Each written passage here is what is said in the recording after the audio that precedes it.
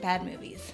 We love them. Literally entire franchises have been created over the joy of watching a bad movie. It should be noted that a bad movie is not a movie that's unwatchable. Oddly enough, a bad movie is a movie we enjoy watching due to what makes it bad. It's terrible special effects, awful editing, poor directing, and bad acting, or sometimes all of the above. I'd argue a true bad movie cannot be designed to be intentionally bad, but must have been created with the pure essence of the Dunning-Kruger effect. A piece of work created under the guise that it was the pinnacle of film that would become the Citizen Kane of its time. It's why The Room, created by the enthusiastic but comedically inept Tommy Wiseau, continues to be a cult staple.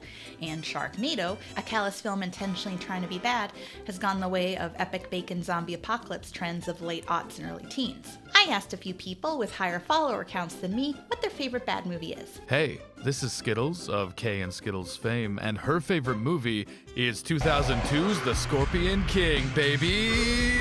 Hi, this is Bill Corbett, and I think of all the millions of bad movies I've seen, the one that sticks with me the most is Birdemic Shock and Terror, because it combines like Silicon Valley, tech bro, finance stuff with a real sincere ecological message with Hitchcock ripoff, and it's hilariously bad. And the attacking bird GIFs, or GIFs if you prefer, are to die for, and people do die. Hi, this is Jen from the Have You Seen This podcast, and my favorite bad movie is Things from 1989, the most remarkable piece of art to ever come out of Canada. I'm Chelsea Rebecca from the Dead Meat podcast, and my favorite bad movie is Predator Island. Hey there, Steven Sadak from the We Hate Movies podcast here to let you know what my favorite bad movie is, which is the 1986 horror movie Chopping Mall, wherein a bunch of horny 20-somethings decide to have sex in a furniture store in a mall after hours, and they get hunted and killed by a bunch of killer robots that are there for security purposes. Makes a ton of sense. It's got everything I want in a bad movie. It's silly, it's got great kills, it's got awesome music, and someone's head explodes, so everybody wins. And to all these comments I say, you are like a little baby. Watch this. See the shadow of the eagle in the sunrise. Hear the music of the children in the moonrise. Feel the power of the lion when it roars like thunder. Calling, whose land is this? This is my land.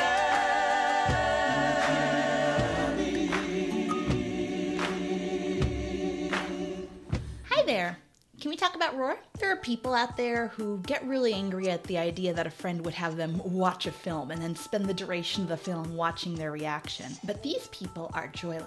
The idea of a group getting together to watch a performance of sorts and sharing in the collective feelings and emotions this performance generates has been around as long as culture has. People who get angry that everyone claps at the end of the movie even though James Cameron is not in the theater with you are missing the point. We are not clapping because we think James Cameron or SS Rajamouli are going to pop out behind the screen and bow. We are clapping because watching a movie gives us emotions, and we want to express them because we are human, and we like sharing our feelings together with a group to strengthen our social bonds. Hot take. Clapping at a movie is no less cringe than everyone laughing at a comedic moment, collectively gasping when you learn Bruce Willis was dead, or cheering when Chewbacca shows up at that midnight showing of the Star Wars movie you're watching. Unlike me, where my crippling autism requires that I watch dark and emotionally heavy movies like First Reformed all alone so I can sit and process my emotions unjudged, bad movies are enjoyed with a collective due to sharing various reactions. We laugh at the weird dialogue, the zipper on the monster. We poorly attempt to replicate MST3K, forgetting that the original MST3K was actually written in a room and the writers did multiple rewatches before the recording. I find Roar to be one of the best bad movies because it is perfectly shared with a large group of people, not just for the joy of watching a bad movie together, but also for watching the reactions as everyone's brains attempt to process the fact that these are real actors surrounded by approximately 71 very real lions with very real teeth and claws. And you realize all these scenes of the lions acting like lions are actually happening. So today, I wanted to put my head into the mouth of Roar, how this movie came to be, why this might be your first time hearing about this film, and of course, because of my own history as a former animal person, what the social and societal implications of working with large, dangerous, exotic animals might be. Before she was attacked and harassed by large cats, actress Tippi Hedren was better known for being attacked and harassed by director Alfred Hitchcock. After getting out from Hitchcock's cruel and controlling contract, she married her talent agent Noel Marshall, who had become best known for being an executive producer on The Exorcist. While shooting Satan's Harvest on location in Mozambique, Marshall and Hedren discovered a now abandoned house that was currently being occupied by lions. Largest pride in all of Africa. The lions were sitting in the windows, they were going in and out the doors. It was a Portuguese flat-style home, and they were up on top of the roof, and I mean, it was an awesome sight to see it. Now, sometimes when you're in a heteronormative relationship, you come up with fun yet stupid ideas, like starting a podcast together, going to IKEA, or coming up with a Aurora drinking game. But Marshall and Hedren looked at this empire of cats and said, what if we make a movie about it? And thus kicks off our journey into the production of what would later be dubbed the most dangerous movie ever made. Noel Marshall, who along with producing and directing Roar was also the star due to his insistence that he could show dominance over the lions, originally estimated the budget to be $3 million and would take approximately 6 months to film. He and Hedren utilized their 4 young adult children, one being actress Melanie Griffith, to be a part of this. Being told there was simply no way you could take a bunch of adult lions and put them together without lots of issues, Hedren came up with the galaxy-brained idea to raise the lions as cubs so they could grow up socialized with people and each other, and procured many of them to reside in her Sherman Oaks home. This will come as no surprise to anyone that this is illegal, but it was before the 1973 Endangered Species Protection Act, so upon the lions being discovered, Hedren and her family simply relocated them to Soledad Canyon, about 30 miles north of Los Angeles, where they were also constructing their home that would be the staple of the film. Now, the film does have a plot, but this random voiceover that had to be thrown in demonstrates it's pretty thin. It should be great seeing him after 3 years. Yeah, I couldn't believe how fast he split for Africa after he got his grant. And the zoo let him take the little cubs he raised? You'd think he'd take the kids he raised. Hank, an eccentric naturalist, lives in Tanzania with a bunch of big cats for, science. His estranged wife and 3 children come out to see him, but when a wacky twist, Hank goes to the airport to get them, along with his poor, put-upon, soon-to-be Joker-fied assistant Mativo. Stupid lions are frightening me. While the family accidentally ends up at the house alone and are greeted by the shitload of dangerous felines that cohabitate with him, antics ensure. Oh, and there's Togar. You're lucky Togar didn't get you.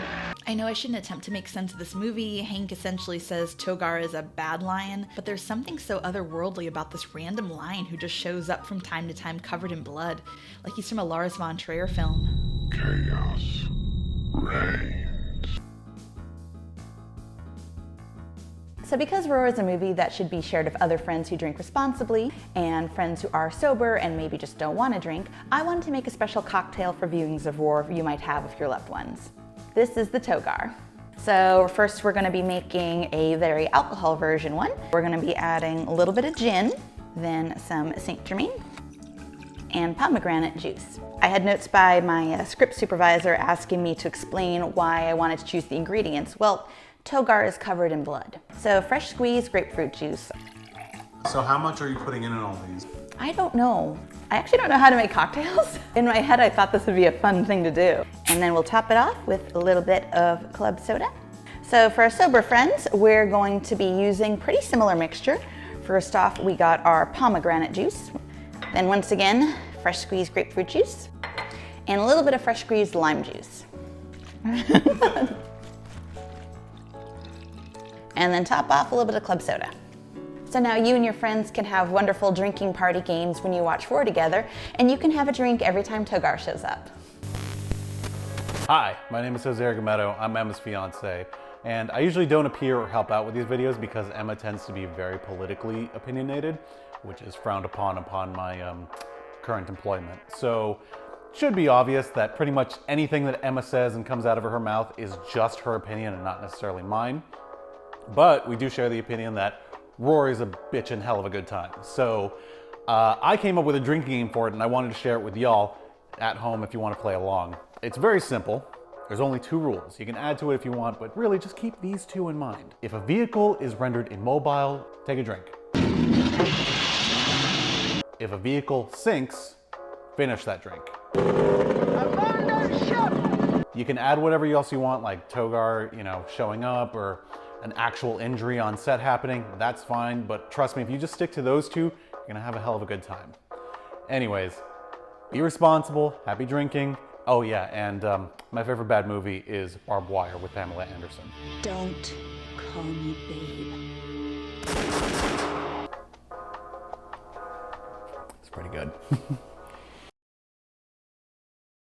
Signs that Roar might be having problems started early into pre-production, where the film was already going over budget due to high costs of feeding what would eventually become 71 lions, 26 tigers, a Tigun, 9 black panthers, 10 cougars, 2 jaguars, 4 leopards, 2 elephants, 6 black swans, 4 Canadian geese, 4 cranes, 2 peacocks, 7 flamingos, and a marabou stork. Principal photography started in 1976 and concluded in 1979.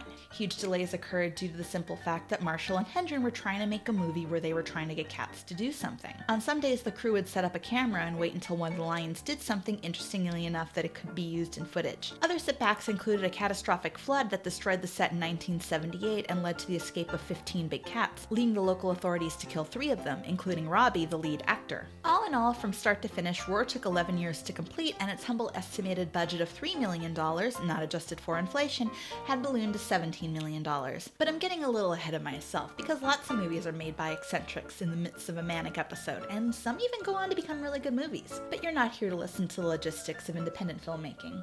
You're here for the juicy, meaty, crunchy, squishy bits.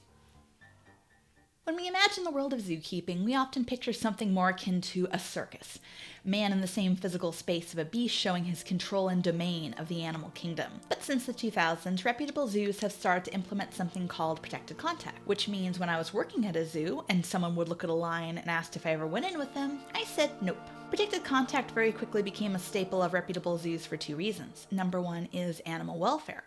When you're a zookeeper and you're in the same space as an animal that can step on you, and not in a sexy 9-foot-tall mommy vampire kind of way, you need to make sure the animal can listen to you at all costs, which often means positive punishment, and not in a sexy 9-foot-tall mommy vampire kind of way. There's a little confusion when it comes to behavioral psychology, but positive punishment is not to be confused with negative reinforcement. We don't say reward, it's a long story. A good example is how when the battery for my smoke alarm is getting low, or my fridge is open for too long, both will annoyingly beep until I do something about it. Positive punishment, on the other hand, is the insertion of an unpleasant consequence to enforce a behavior. So if your elephant isn't listening to you and you yell at them or hit them with a bull hook all these happy smiling zookeepers are vaguely holding at their sides, you will likely get the elephant to listen. But from the perspective of the elephant, this is stressful behavior at best and cruel at worst. No one wants to come into a place of work if their supervisors are going to scream and belittle them. And if you have no choice in the matter because you gotta go to work to pay your bills, you're gonna be extremely miserable and stressed. Elephants are the same way. With protected contact, as a zookeeper, you are always working with a barrier between you and the animal in question. So if you're an elephant and you don't want to listen to this fucking clown of a zookeeper, guess what? You don't have to. You can just walk off. It's fine. You have a choice, which in the study of animal welfare shows is a really important thing in making sure the animals at the zoo are happy. And if you're that fucking clown keeper and the elephant doesn't listen to you, pieces out, or even becomes aggressive, you're safe and you don't have to beat the shit out of an elephant. Sometimes I feel people who don't work with animals don't understand how unpredictable wild animals are. With my dogs, I know what I'm getting. We have selectively bred dogs for hundreds and thousands of years to be domesticated, which frankly means to be dependent on us. Fellow autist Temple Grandin once described dogs as baby wolves, and I like this analogy because wolves live in big family packs where they learn from their parent wolves. Because we have selectively bred dogs, there is a degree of predictability with them. I'm not worried I'll come home one day and my dogs will decide to challenge me for dominance because they're no longer baby. There is no predictability with wild animals. Look at this scene. But you could get killed. The cat's got a little excited, that's all. Are the lions playing with him? Are they attacking him? To a lion, it's all the same. To steal a Chris Rock joke, the lions went lion. A lot. Speed, or as it's known in some circles, the bus that couldn't slow down, is a 1994 action film starring Keanu Reeves.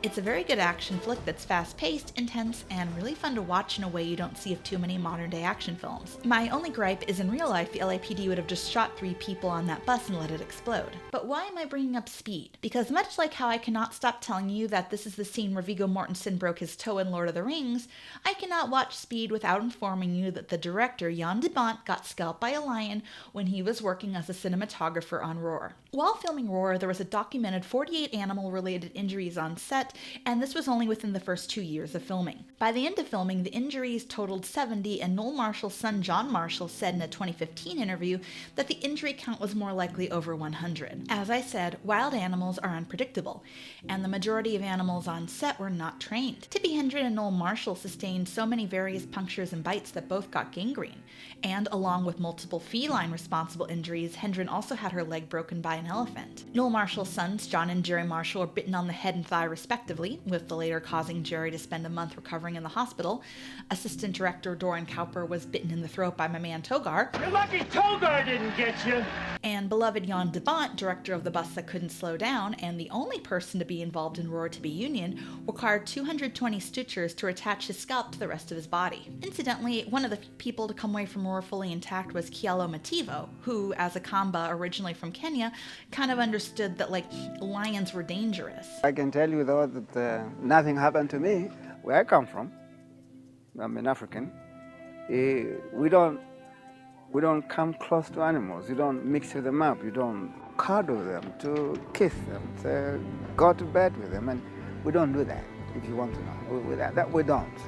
And he actually made it a point to stay as far away from the big cats as possible when he was not filming. What's rather terrifying is that, snuff film jokes aside, a good majority of these injuries were actually kept in the film, including the most disturbing one where Melanie Griffith, then about 17 years old, is pinned down and attacked by a lion, her mother frantically trying to pull it off of her while she screams and cries. Her injuries from the attack were so severe that she actually required facial reconstructive surgery.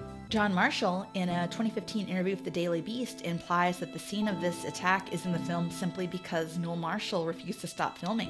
No blood was drawn, but the lion grabbed her hair and pulled her back. We had safe words, and the safe word was Noel, my father's name. So Melanie's down there and she's yelling, "No, no, no!"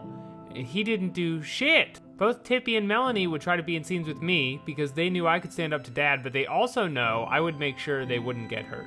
From all accounts, Noel Marshall had this kind of intense, controlling, manic energy you see with a lot of directors with big ambitions but not a lot of skills. Noel's son John Marshall has gone on record saying that Noel would scream and cuss at the crew if a take was ruined, and John said he would eventually stop talking to his father when he was in his 40s. Tippi Hedren, in her autobiography, tells a story about how when planning her wedding with Marshall, he suggested to have the ceremony at their house. When she said there wasn't enough room, he ran into the garage and came back with a sledgehammer and started to demolish the stairway in an attempt to make room.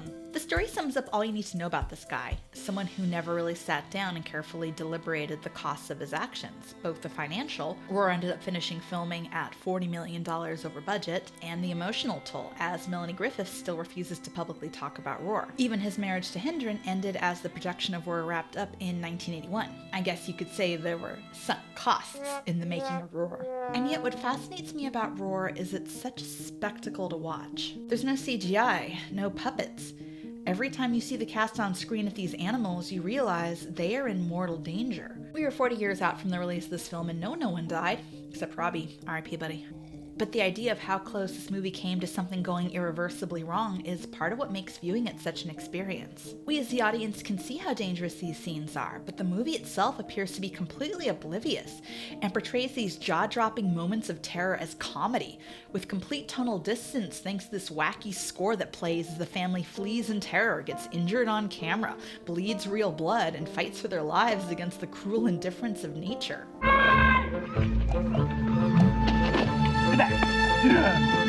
What's crazy is Hedren says in her autobiography that Noel Marshall chose the music intentionally, further showing his inexperience as a director, his incompetence and disregard for human welfare being carried upon the back of Jan de Bont, who even this early in his career shows immense skill as a cinematographer. Because of the distributors wanting what Hedren called the lion's share of the profits she had originally planned to allocate for the film's animals, Roar was never released theatrically in the United States and only grossed $2 million overseas.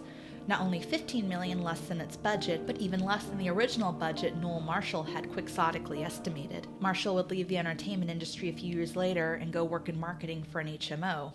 He died of cancer in 2010.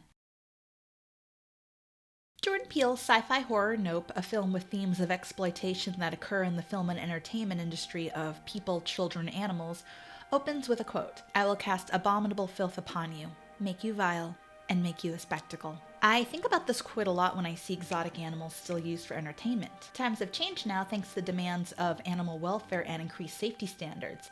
CGI technology has increased immensely, meaning films can have actors safely appear to be interacting with animals for our entertainment. But there's still this assumption that man holds domain over animals, and I can't tell you how many times when I worked at the zoo I had annoyed guests who were upset that they couldn't ride our elephants or cuddle our tigers. Rules and regulations in regard to owning exotic animals are incredibly lax in many states. If California won't let you hold a baby tiger, you can drive over to Nevada. Social media is saturated with people whose TikToks and Instagrams are full of content of them just chilling in their house with bears, tigers, and non-human primates. For these people, it's not a matter of if something will go terribly wrong, but when. Even if less dangerous animals, the ownership of exotic pets is still fairly common. The United States is the largest importer of exotic animals. And outside of weapons, drugs, and people, exotic animals are the most trafficked item in the world. Many animals, if they do survive being smuggled into the United States, and 90% of them will not, are put into homes where their welfare needs are not met, and will eventually be discarded once their owner realizes that their spectacle requires a level of time and resources they do not have. It's fun to watch the utter insanity of Roar. But there's something unsettling about the idea that this kind of behavior and line of thinking still goes on in the world. That exotic animals are creatures we can befriend or control. Upon the completion of Roar, Tippi Hedren created the Shambhala Preserve, an animal sanctuary specializing in the care and rescue of big cats who were surrendered by circuses, zoos, and private owners who could no longer care for them. Tippi Hedren herself became active in attempting to pass legislation that would ban the breeding and selling of big cats for private ownership. Shambhala Reserve utilizes protected contact with all its big cats, because pain is a great teacher. 34 years after its disastrous production and release, Roar's rights were bought for Drafthouse Films, a distribution company known for its acquisition of provocative and artfully unusual films. Drafthouse's chief operating officer, James Shapiro, rightfully justifying the purchase of Roar, an unprecedented split of revenue of distributor Olive Films, as "We look for holy fucking shit movies." The movie being marketed with the tagline, "No animals were harmed in the making of this film. 70 members of the cast and crew were." Which, little disrespectful to Robbie there, don't you think, Drafthouse? The re-release of Roar played in 100 theaters nationwide and had a Blu-ray release as well, and was catapulted into the bad movie cult spotlight. There are far better known, more beloved bad movies out there, but Roar and its 71 lines live in my head rent-free due to the sheer outlandishness of it all. Even knowing the history behind the film, my own issues and concerns of using real exotic animals on set, and how many people were put in harm's way in order to make it, watching it is still, for lack of a better word, a spectacle. You don't know if you should laugh or scream as you watch this film, and as someone who has made countless friends watch this with me, it's usually both. Roar is a level of absurdity on par with something Albert Camus would write about, and yet watching it with a group makes it become an ideal film-going experience. It is truly my favorite bad movie. You're lucky Togar didn't get you! That's all for today. Thanks for letting me talk about Roar. Along with Saji for being my script consultant and Irving for making the wonderful score, I also want to extend my thanks to the amazing folks who stepped up to help me out in making this video. The past few months have been very difficult, and it really cleansed all my lion-induced gangrene to see so many people willing to help me out. As always, a huge thanks to my big spender patrons, Kurt Schiller, James Barrett, and Karas, who requested I say, Communism is a murder investigation, Kim. It's all about understanding whose boot heel killed the human spirit. If you'd like a special shout out of your own, name in the credits, and sneak peeks at my upcoming videos, head on over to my Patreon, where as little as $2 a month can help you support my financially unreliable passion of making long-form videotube essays. Oof, why am I saying videotube? You can also buy me a coffee, link below. I'll be back with a new video sooner rather than later. You're all the best. Thanks again.